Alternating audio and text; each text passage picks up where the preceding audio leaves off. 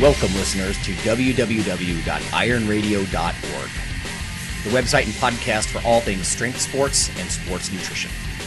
With your hosts, Lonnie Lowry. Remember, Phil is like a gnarled old oak tree held together with scar tissue and bone spurs. Rob Fortney. And I'm telling you, the pain that I would suffer was beyond excruciating. And Phil Stevens. Just do it, Rob. You'll kill all those nerves. Thanks for listening.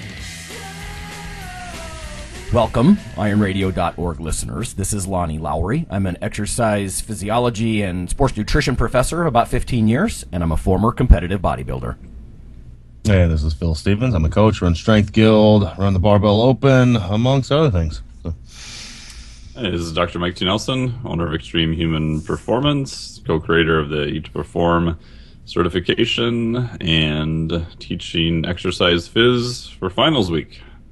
Oh, boy. Ooh. Yeah. Heavy time, huh?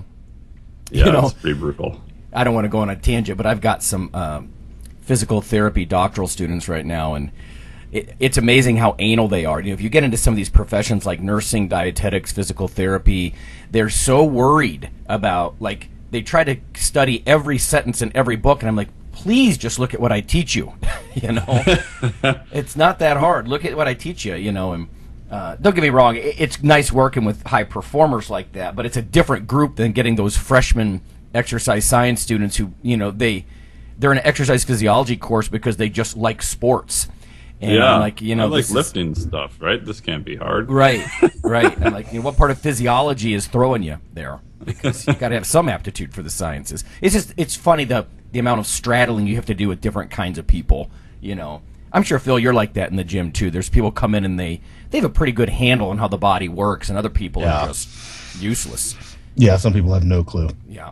And the weird thing is we're getting a youth generation that walks in and has no clue how to move their body. And normally kids in the past used to, you know, because they went out and played all the time. Yeah. But, you know, I've got kids that, like, they have really able thumbs, but that's about it. Right, from games. Small, fast movements. Yeah. So. Yeah, that's tough. Are they more knowledgeable, though? Do you think all that time they spend online do they come to you, like, understanding a little bit about how their bodies, like, about nutrition or No, not nothing, at all. Huh? No. Oh, well, that's not much of an argument then for open self-publishing. Yeah. You know? Yeah, back in the day, editors used to be the gatekeepers, you know, so the stuff that you read was at least somewhat checked for quality, and now everybody can just publish something, so you spend all this time absorbing misinformation. Yeah. I guess. Yeah, I just sent out an email the other day about, hey, here's a peer review, here's what it looks like. Hey, here's PubMed. Here's arrows of how to find stuff on PubMed, because I've realized that people nowadays have no idea the difference between what has gone through at least some scientific rigor versus, oh, but it was on the Mayo's website. Yeah. Like, right. But that's still a website. Well, but it's the Mayo. I'm like, well, yeah, it's better than certain other sites, but... Yeah. You know, I spend... This is my go-to, for sure. Yeah.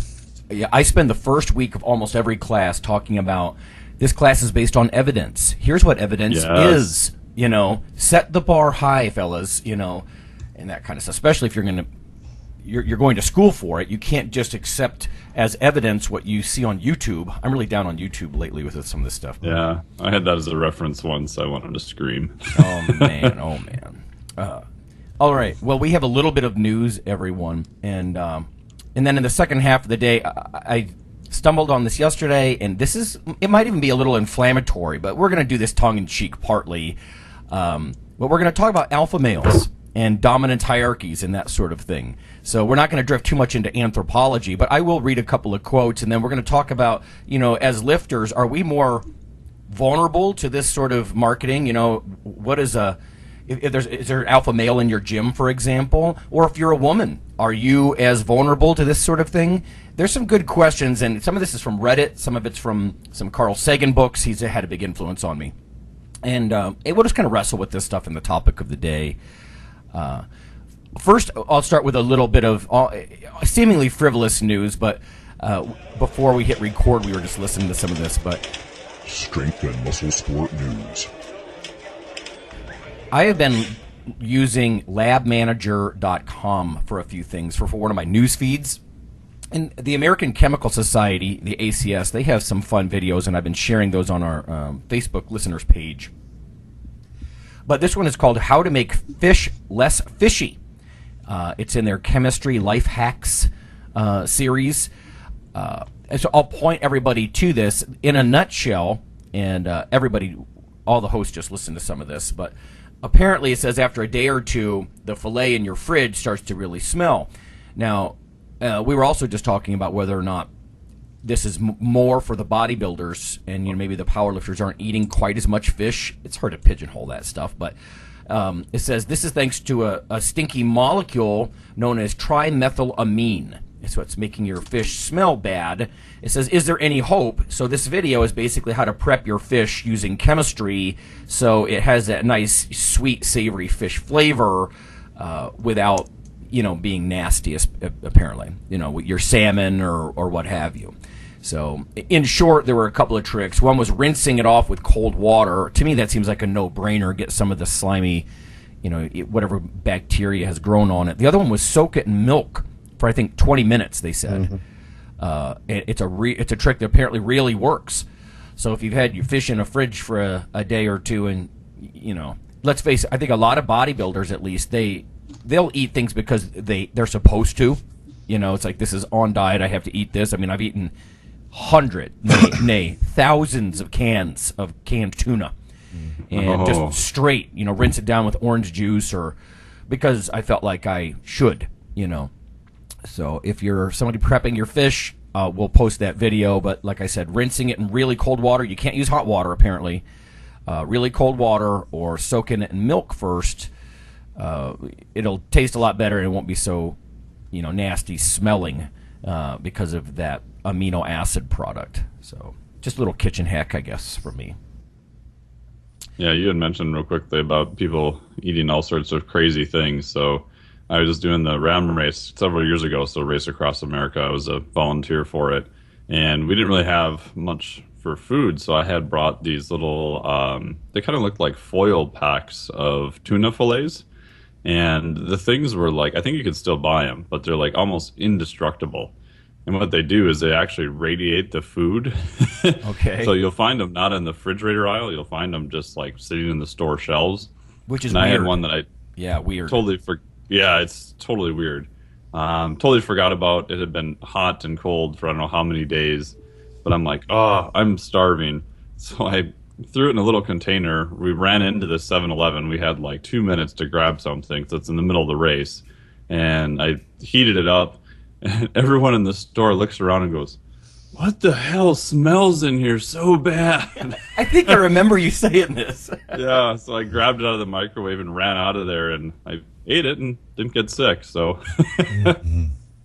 yeah, the stuff that I'm always a little dubious about stuff like my wife once got a hold of some soy milk, and she was just drinking it for some protein essentially, but the non-refrigerated type, And yeah. I don't know about the food packaging is sometimes it can be sketchy. I mean, I think we even got it like from a Big Lots or a discount store, and she had a nasty allergic reaction. It clearly was not.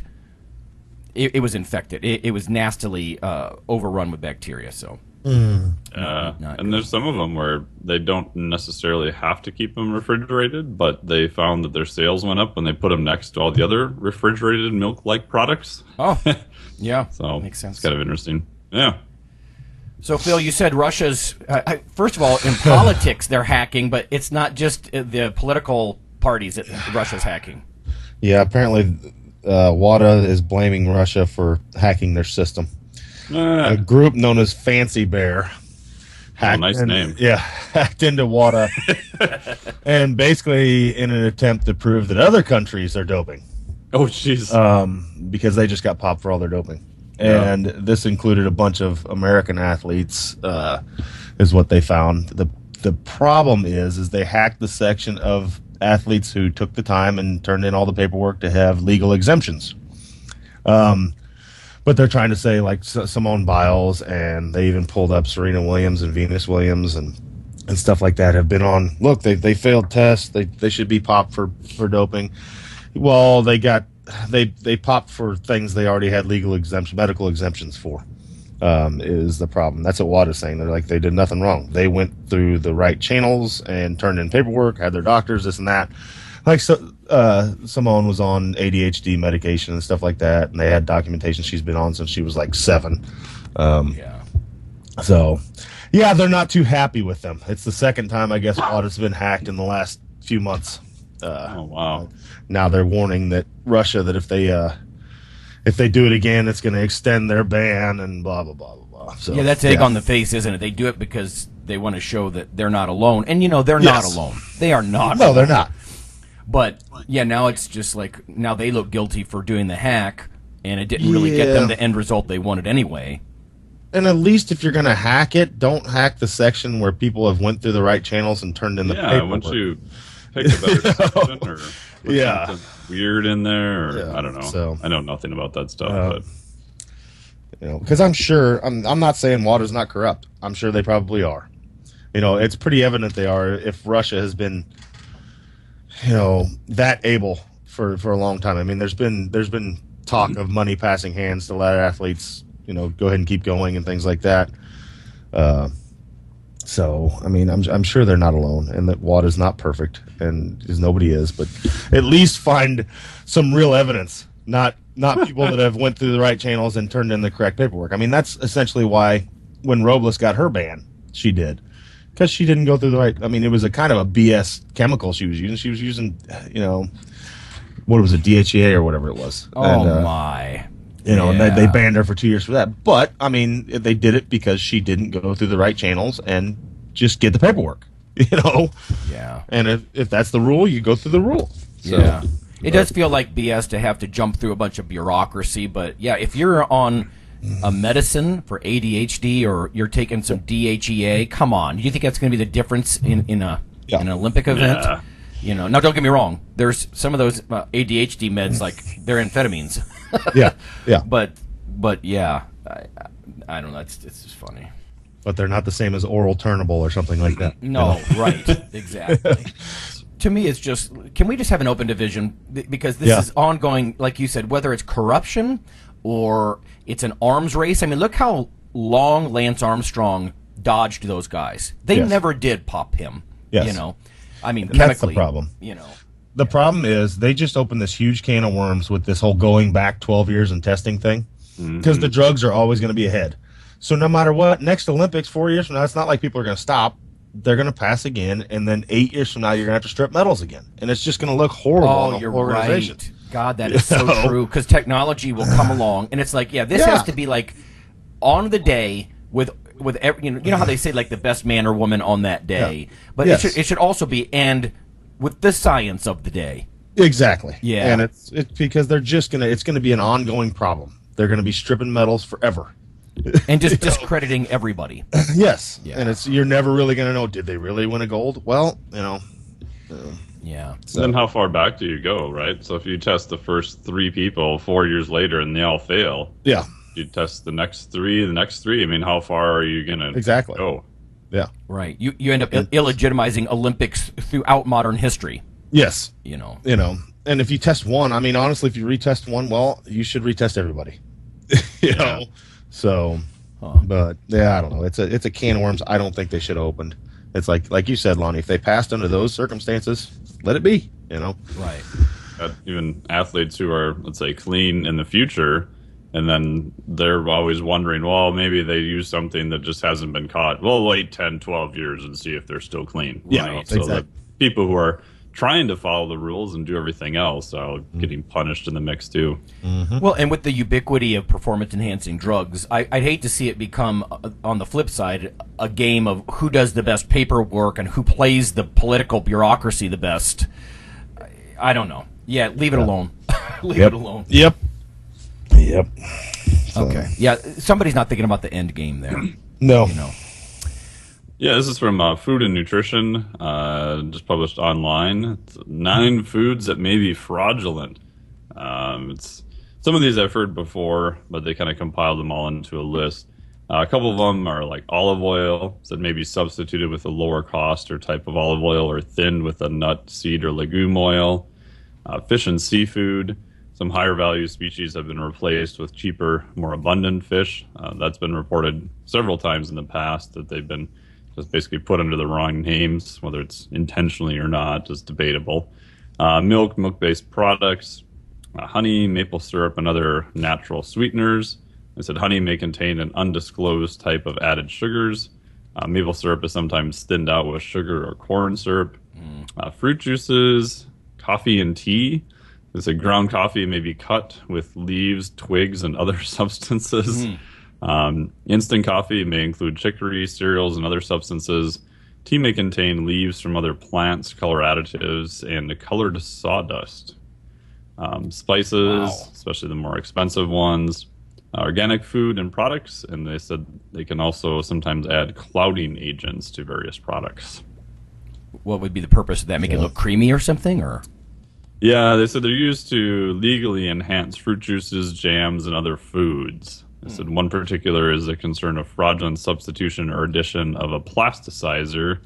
Looks like diphthalate and DEHP. I guess DEHP has been linked to public health risks such as cancer, reproductive concerns. That's especially scary with the non-food items. The plastics, the sawdust. Yeah. What the? You'd think the FDA would have a handle on that, but of course they chase countless startup companies that can just fold and reopen. You know, as big as the FDA is, they're not everywhere. Yeah, they just don't have the manpower a lot of times for that kind of stuff to do testing on it. I mean, just think of how many people you need to do that. So, well, you know, I think the history of the food technologists, you know, they've already got a lot of blunders. They do a lot of amazing things, and I got to give them credit for that. But, you know, creating margarine, trans fat margarine, oops, you know, or fat-free peanut butter, replacing the monounsaturates with sugar, oops. I mean, you could just go down a huge list. Emulsifiers in ice cream, oops, you know. Yeah.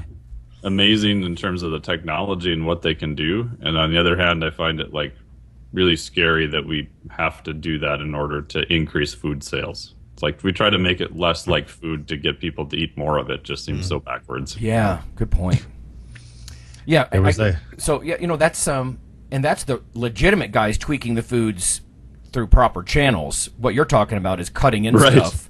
You know, I imagine a dietary supplement companies have done that for decades too. You know, put some useless Sulcaflock in your creatine, or I don't know, just inert stuff to cut in. I don't know. I don't mind a little bit of chicory. Chicory is, you know, there's some forms of coffee like that. The stuff they sell down in New Orleans. What is that stuff? I'll have to think about that. Listeners are probably shouting at their speakers. But you can buy chicory as a coffee substitute. Yeah, chicory is really good in coffee, actually. Yeah. No, this reminds me of, there was I don't know if you guys saw it, at the end of, about a month ago, it came out, some Swiss butcher got popped for selling, over the last few years, basically, they estimated 3.1 tons of pork he sold to Muslims as halal veal. And, yeah, he'd been doing it for years. He's doing 6 months in jail and got like an $18,000 fine. They weren't too happy. Wow. Wouldn't that taste quite a bit different? I guess, but I don't know. I don't know how it's prepared, but The food inspectors found it during just a random check of his store, and hey, that's not veal, that's pork. Wow. The other way. Yeah. So. Yeah, I know they'll sell some cuts of beef for others, you know, and I've seen little videos on that. Oh, hey, I know what it's called, Café du Monde, down there in New Orleans, the chicory coffee. So. Okay, let's go to break. We'll come back. We'll have a interesting discussion that affects, I think, marketing, gym politics, etc. We'll talk about alpha males.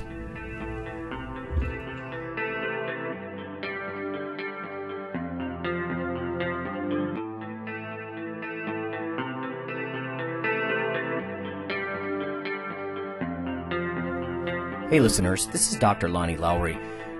If you've ever had anyone critique you on your protein intake as part of your weightlifting lifestyle, oh, you poor meathead, all that extra protein is going to rot your kidneys or weaken your bones or dehydrate you or give you gout or who knows what.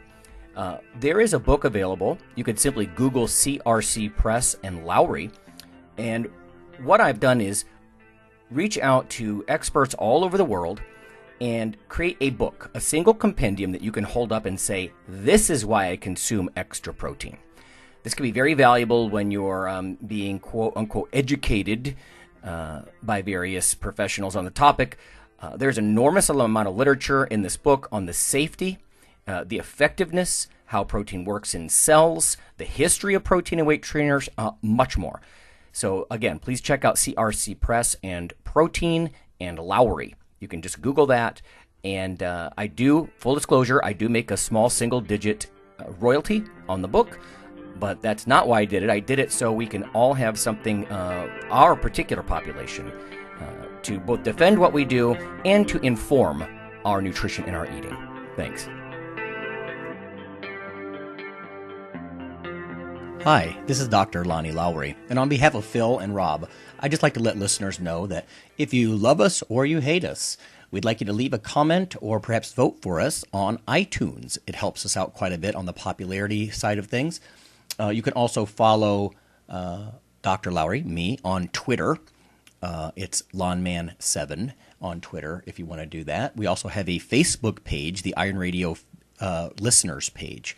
So whether it's leaving a comment or voting for us or following us on Twitter or Facebook, that would be fantastic. Also, occasionally Rob or myself will write an article for another website, and Phil will as well.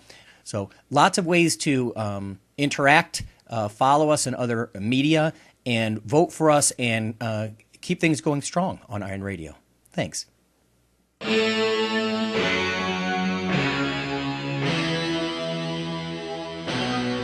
Like your weekly fix of Iron Radio? In addition to being a popular institute on iTunes, we are also on email. Simply go to www.ironradio.org and sign up for the voluntary email. You'll get a once per week email, no more. That's little more than the show notes and a link to the audio. So go for it.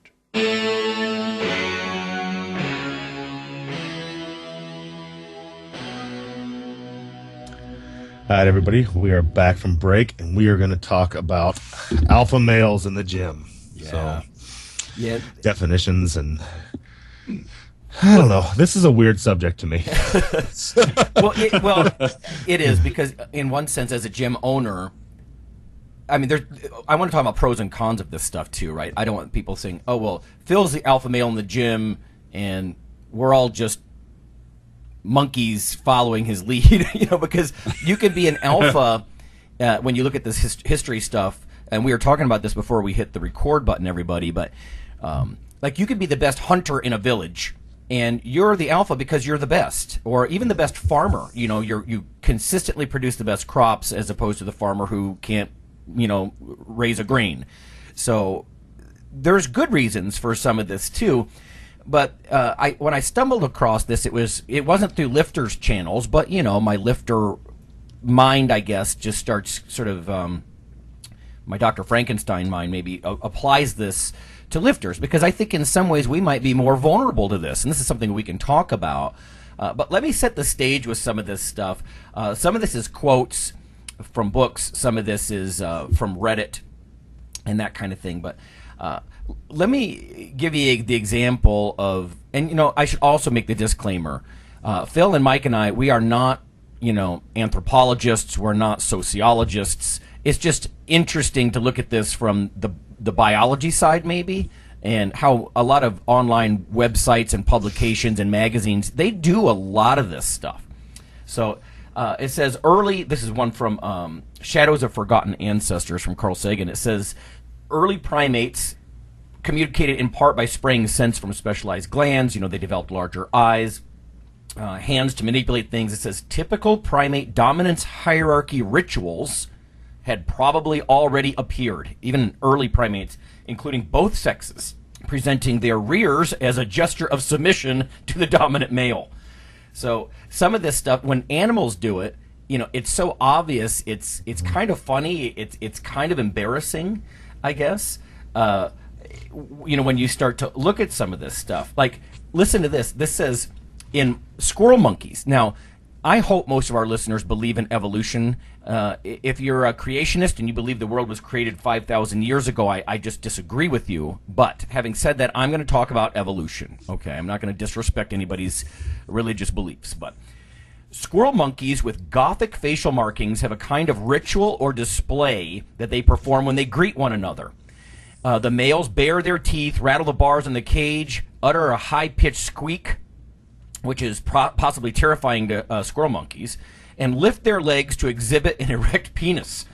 While such behavior would border on impoliteness, it says in human gatherings, it is fairly elaborate act and it serves to maintain dominance hierarchies in squirrel monkeys. Now again, this is another Sagan book, Dragons of Eden, I believe this one is.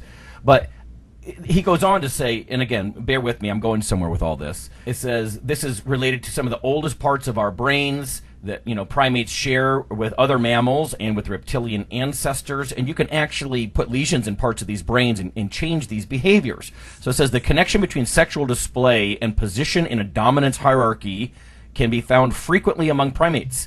Among Japanese macaques, social class is maintained and reinforced by daily mounting. Males mounting lower social caste males who act submissive and act like females. It says these mountings are both common and perfunctory. They serve to have little sexual context, but rather are easily understood symbols of who basically is in charge. Now, this is sort of interesting. It says, in one study of the behavior of squirrel monkeys, Casper, the dominant male in the colony, by far the most active displayer, was never seen to copulate, although he accounted for 2/3 of the genital display in the colony, most of it directed toward other males. The fact that Casper was highly motivated to establish dominance with the other males, but was insignificant toward the other sex, suggests that, this is purely display and it's not really substantive. And I just think this is funny, too. Mike, you had mentioned something about, if you go to someone's, like a Pinterest page or you go to their YouTube page Instagram. And that kind of thing, and they're really projecting visual displays, right? So I just think it's kind of funny because here it clearly shows, the guy, this dominant male, he's one of the ones that are all fluff, and he's not actually mating. He's just, saying to all the other men, "Look how awesome I am. Check my junk." And I do see that among lifters. Before I go on to some other quotes, I'll open this up to you guys, but I do see this among some lifters too. You get the guys who they're sort of maybe they won the genetic lottery a little, or they've got abs, or whatever they perceive themselves as to be worthy of a display, maybe not a genital display on YouTube, but and then they say, "So you should listen to me." That kind of thing. Phil, what do you think about that? Because you're a Griswold veteran and you demonstrate. Any position that you have, I would argue you demonstrate. Yeah.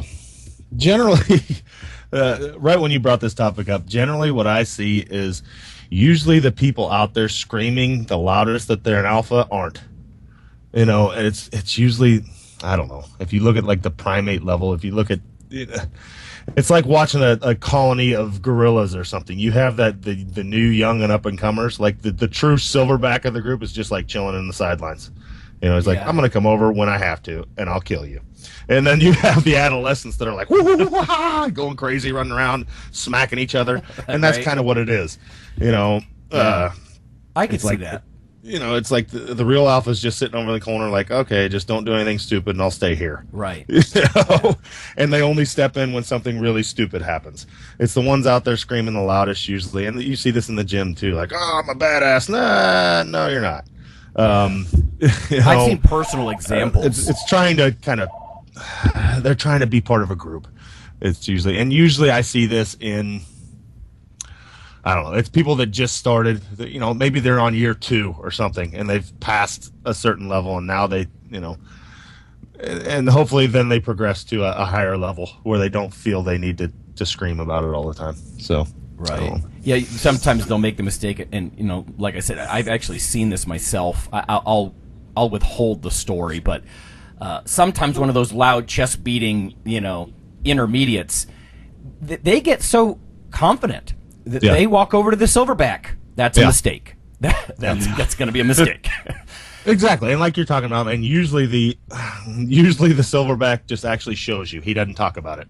Yeah, you know, it's like, right. okay, here you go, bump. You know, and, what you're what you're saying. There's an old, I think it's an Asian quote about a shallow babbling brook versus the deep quiet river. Yeah. You know, there's not as much substance there, and it's making the most noise. Yeah. You know. Yes. Yeah. So no, that's good. I saw something like that similar years ago when I first started lifting in the gym, like decades ago, which makes me sound old.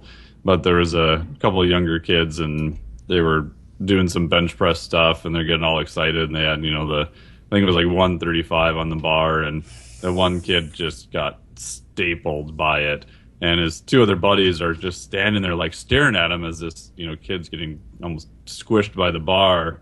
And so I'm watching this from across the room, and one of the basketball guys at the time, pretty big dude, walks over there, grabs the bar, pulls it off him, does 5 curls with it, and sets it back on the rack and walks away. Yeah. They all look kind of horrified. yeah, Right. Well, sometimes things are real substance, and real ability, and sometimes it's less so. And I just think it's interesting, right? Marketers know a lot of this stuff. You have people marketing to you, and I see it a lot. And I'm not going to name names, but I see a lot of online publications and very famous gyms, even here in Ohio, where there's a lot of hardcore powerlifting community and stuff, and they really take the sort of alpha male, that kind of approach that occasionally, just like the animals will mount lesser males just to prove, how strong they are, macho they are.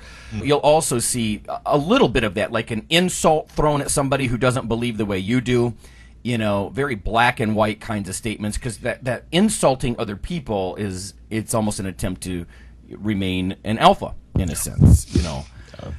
I see this in whole gyms even. You'll see like strongest gym in Kansas, and it's like, wait a minute, my girls beat your guys. How are you going to claim that? Right. And things like that. It's weird because usually it's not the strongest gym. I go back to what I said before, but usually it's not that strongest gym that's yelling that they're the strongest gym, or whatever it is.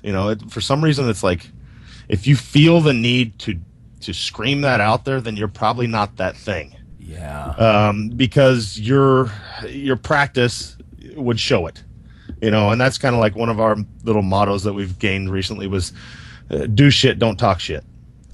Yeah. It's talk's cheap. Show me. If you can't show me, then it's not worth it. So yeah, it's sort of like the guys.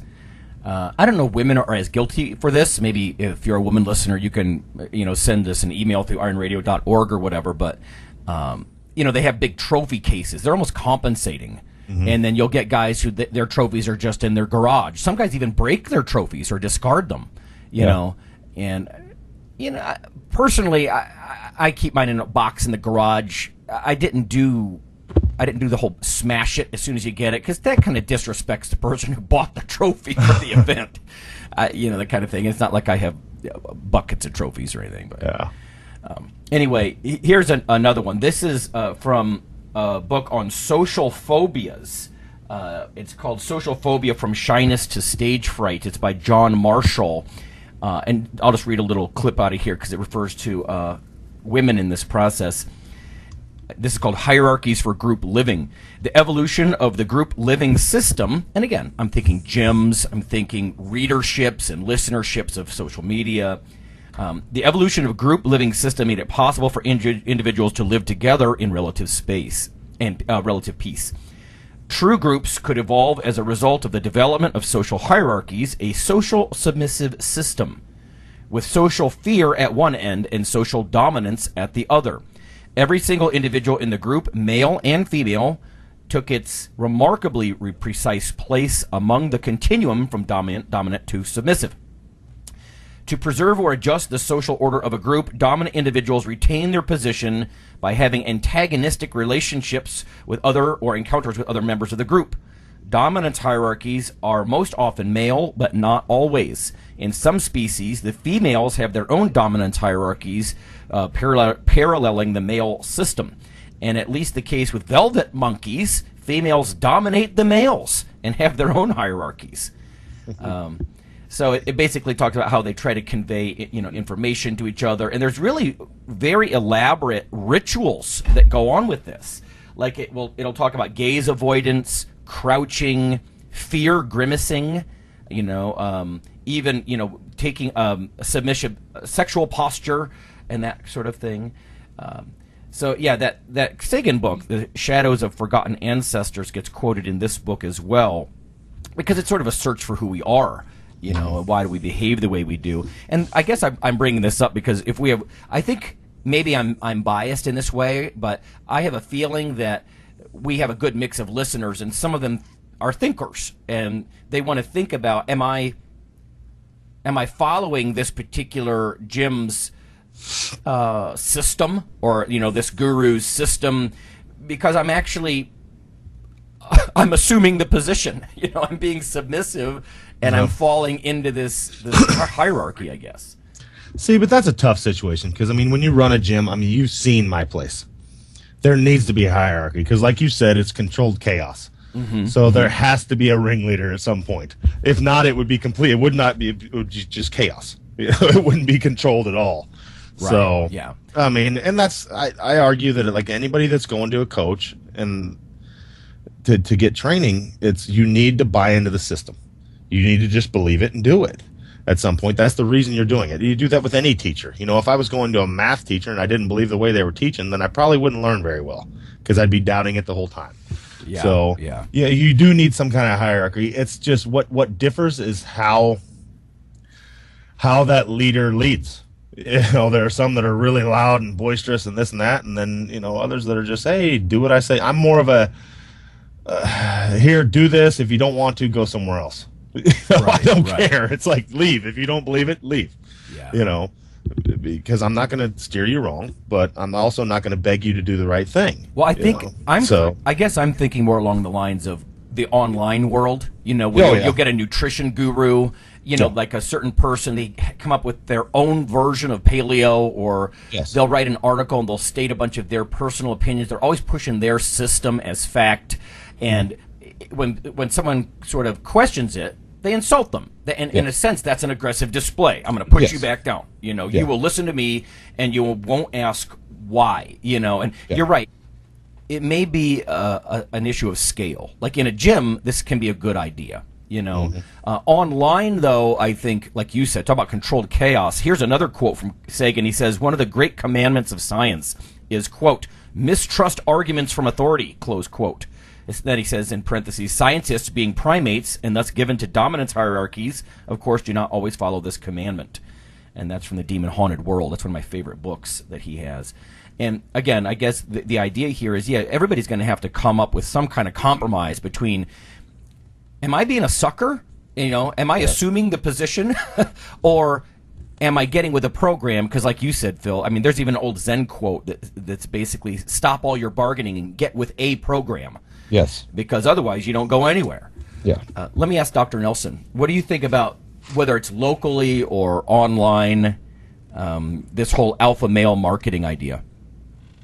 Yeah, I tend to see it more. You see it in some gyms, but I think what Phil was saying too with the gyms, what I've seen is very interesting, is it's very, kind of the people who are kind of up and coming, the kind of intermediates. And, the more advanced gyms I've been at were, I remember a couple of them walking in going, oh my God, I'm so scared. These guys like deadlift twice as much as me. And they're like, hey, how's it going? And they're like super nice, super open. Easy to talk to. Sometimes the more intermediate places were actually much worse, in my opinion, for that kind of behavior. And I think online is just like a magnifier, because those people are now not trying to just stand out in terms of the 20 or 30 or however many people are at their local gym. Now they're trying to stand out in terms of, thousands and millions of people. So it just, I think, breeds everything to be more and more and more extreme, just for the sake of being extreme at the same time. That's a good point. Yeah, the hyperbole is because you're so desperate to stand out. Yeah. Here's a guy from Reddit says, I know human societies have tiers, but hunter-gatherers are generally egalitarian. My interest is on the smaller scale, whether humans have alphas, betas, gammas, etc., like chimps and wolves. And again, this is from the Ask Science subreddit. And there's some interesting stuff in here. Now, the one guy does say, and we need to qualify this too. Again, it's just one way to look at it, right? Sort of if there's a biopsychosocial aspect to everything, we focus so much on the bio here that we don't focus on the psycho and social as much, maybe. But the one comment here says human behavior is more plastic and changeable than other species, but generally we tend to fall in the middle of the primates, and we have a much greater degrees of diversity. And I think that's important too. So we need to talk about the pro side of this too, like you were saying, Mike. If you're intimidated by this huge guy, and it is kind of a display. You know, he weighs 260 pounds. He's huge. When he's lifting, he looks pretty intense. Even the guys who don't scream. You know, you get that brooding kind of guy who's, and he's huge and he's pulling 700 pounds for 2 reps or 3 reps off the floor or something, or whatever he's doing, squatting, and then he's actually quite cool. And again, I think that explains that's a positive aspect probably of hierarchy. You know, he's not just look what I can do, or he's not going to insult you, or if he were a monkey, he wouldn't try to mount you. he's just rush me. he's actually there to help you, and I think we're clever enough, at least some of us, to be. You get those guys who they're alphas, and they've grown confident over the years, and they're very helpful. Yeah. Instead of like insulting and grandstanding, maybe. Yeah, I know the research of Dr. Robert Sapolsky. He's got some very interesting research on looking at stress responses from being in those different positions in that, society.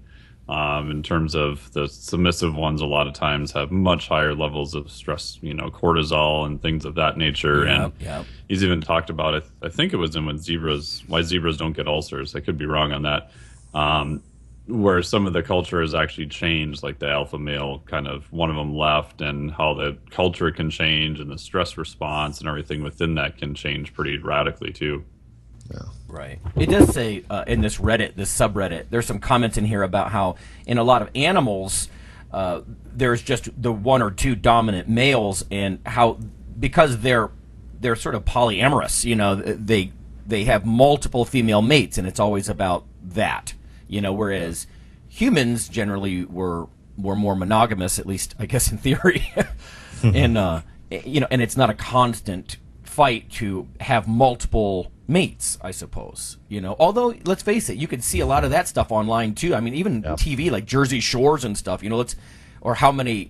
I'm a playa. I've got all these ladies. And that kind of stuff. To me, like I said, it's almost. We don't want to admit, that we have parts of our brain that evolved from, primates, and you can clearly see how people fall in line in different ways, or they try to be an alpha for different reasons. So, hey, just maybe lastly here, well, 2 things. First, let me ask you, Dr. Nelson, are lifters more vulnerable to this kind of stuff to this type of marketing than other populations? Because, we are performance and size based in our field. Are we more vulnerable to alpha male marketing, like to a guru or an author or? Yeah, sadly, I would say probably yes. So I think there is a sort of a stigma of wanting to fit in. There's also, and you see this in the general population too, of just wanting to believe in that one thing, or just the one only system or supplement or whatever. So I think you're matching some of the marketing with someone who already wants to believe in all of that. And I know for myself, I've even fallen into that. It's like, new supplement XYZ. There's a part of me that's like, wow. Yeah, I want that to work really well. That would be super cool. But then there's the logical part of my brain that's like, the odds of that are like slim to none. So you're a thinker. We got a thinker over here. That's a problem.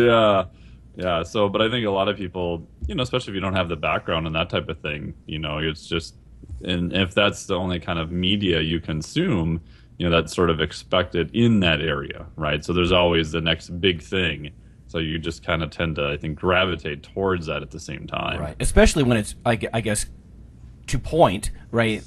Especially when it's presented with such confidence, like this is how it is. This is just the way it is. The new rules of this or that. I see that a lot, And it's like, well, the thinking person's going to be like, well, what new rules? Like everything else is now wrong. And I have some friends who have put that in the titles of their books. So don't get me wrong.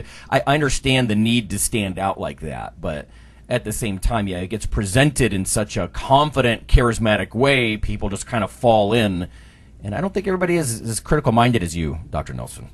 Yeah, and the flip side to that too is that there's so much really good stuff that was super old, but if you presented it right and said the 10 oldest rules of lifting, it's like no one's going to read that. Yeah. But if you present it as new, since it is technically new to those people who never look back at all, I think there is kind of maybe a pro where you can take older principles that have worked for a long time and just sort of repackage them and present them again. So maybe you're getting people away from the bright shiny object by kind of using a little bit of that too.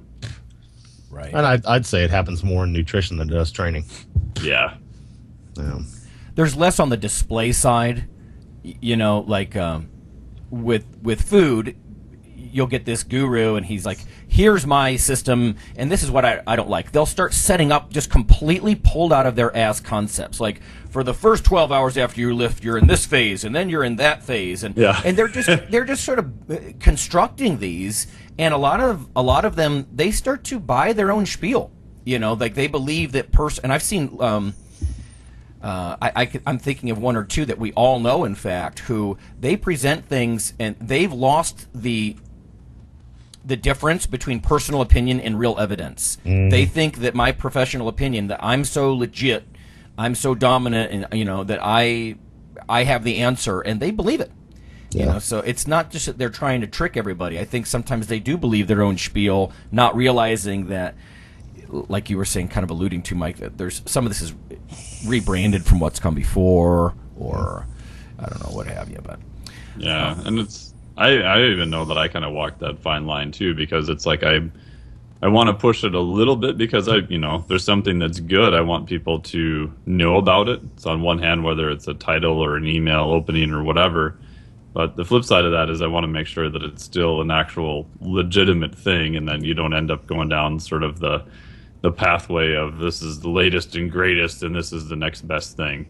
Because you would think after a while, right, you'd say that, if let's say you're on an email list, right, and someone's promoting 17 or 24 products within a year, and every one of them was like the answer to your dreams, how does that work? Like, how do you have so many one answers to the same question? Right, it's not logical. But well, and that's mistakes happen. Like coaches should be able to come back and admit, hey, I was wrong. But I try to limit my, oops, sorry guys, shouldn't have said that. And that happens by thinking first. You don't see, like you said, the new shiny object and then push it out there. You actually research it and maybe try it. And before you push it out there, like, oh, look at this, it's freaking amazing. I read this on Reddit or what, and 4 people had amazing results. You should try it. And then a month later, you're like, oh, never mind, it sucks, and gives you butt cancer. Whatever. You actually think before you put things out there. Like, I've had people come out to me about various different things. Like, hey, will you put this out there? And they're amazed that I won't put something out there just to make money. Because there's a lot of that going on right now. Well, there sure is. People that push things, and I'm like, no, you got to prove to me it works. Send me some. Let me try it. Let me see if it works for me.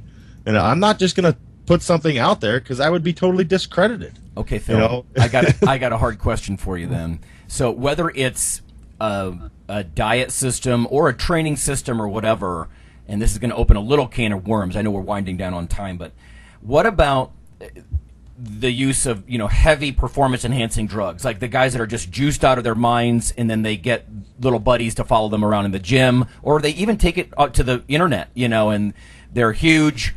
So because you were talking about demonstrate, ability, that kind of thing. So if you are gonna take your place in a dominance hierarchy of some kind, what should people be looking for in that leader person? Because it can't just be the guy with the biggest bench press, or the biggest biceps, because technology, pharmaceuticals, a lot of people abuse that to try to hold that mantle. if that makes sense. So what should people be looking for in that, that leader, that alpha, whatever?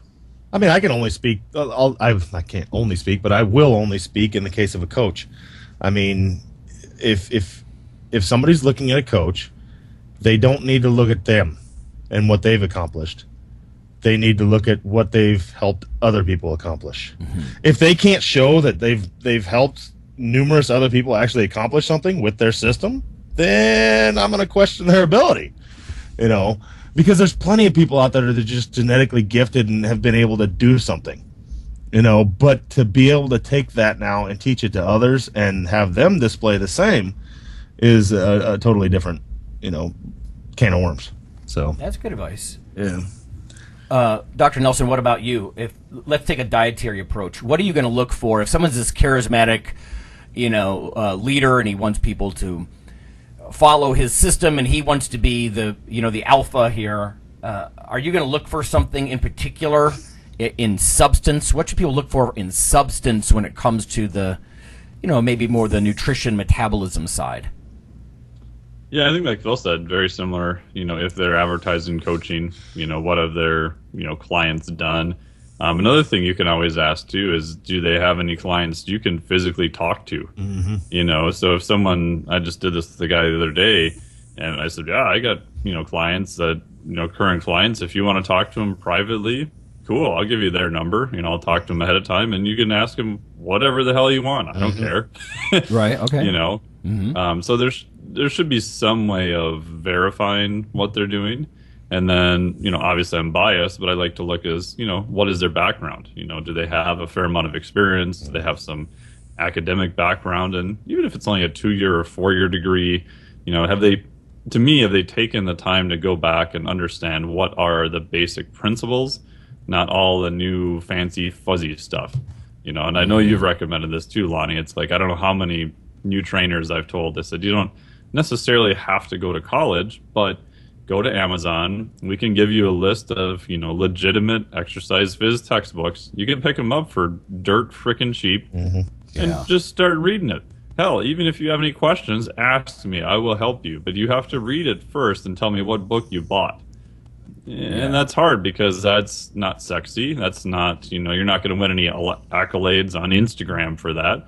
But I think that's where you have to start, because you have to kind of know the baseline and basics of what you're dealing with. Right. One of my rules has always been, if someone's going to take a leadership authority position, and maybe dominant is too strong of a word here, but yeah, I always look for some kind of balance. Like, are they presenting this from two sides and weighing the evidence for me?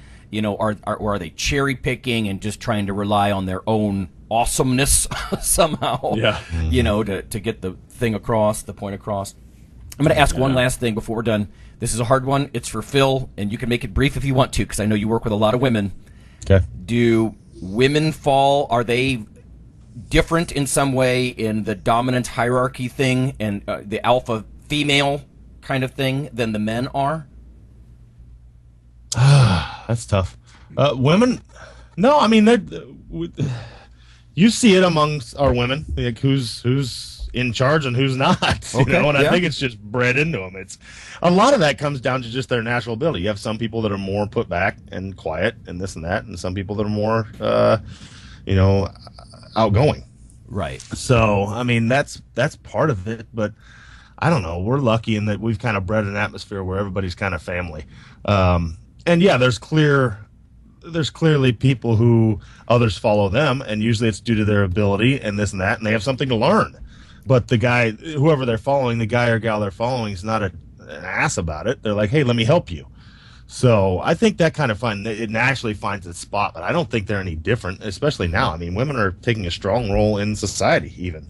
So I don't know, It's a good point to end on. I think people are complicated, and there are pros and cons, right? I guess the whole point of this, as I'm reading this stuff, it's so shockingly easily applied to politics and marketing, and like, oh my God, we are evolved from mammals. We are prone to dominance hierarchies, but there are some pros, like learning things, protection, the newer or weaker of the group. I mean, there's benefits to some of this stuff. So I think the only problem that I see with women is and it's not a problem with women, it's actually a problem with men. There are still men out there that have a problem taking orders from a woman. And I've seen that in my own gym. I've had to fire numerous people because I would tell them to do something, they'd do it when I was there, and then my wife, who's been a coach as long as me, would tell them the same thing and they wouldn't do it. Oh. And it'd be like, you're done, you're out. She's not only a coach, she's an owner. And if you can't listen, you're gone, and I don't need you here, because, she knows a lot more than you do. Right. And things like that. But that's sort of case in point that those people, they look for dominance displays, like you can't squat more than me, I'm not listening to you. Oh. Yeah. So you're not thinking clearly about this. So. Yeah, well, the stupid fact about it is you walk in my gym and my girls are usually out squatting the dudes. most random guys that walk in there, it's like, shut up, just because she has boobs and a nice butt doesn't mean she isn't strong and doesn't know something. Right. She's been at this for a long time. Right. So put 2 and 2 together, she's probably got that butt because she's squatting heavy weights. Yeah. So, and that's that. I guess it's somewhat primal, or maybe just something driven in society that hadn't fixed itself yet. But we see that sometimes. And it may not often. I just think it's good to know about human nature, and that some of these things sometimes they're used to market and manipulate, and sometimes they're used to educate and bring people up, I guess. Yeah. So. Okay. Cool stuff. Right. Hey, have a good one. Cool. Thanks, guys. Yep. Bye-bye.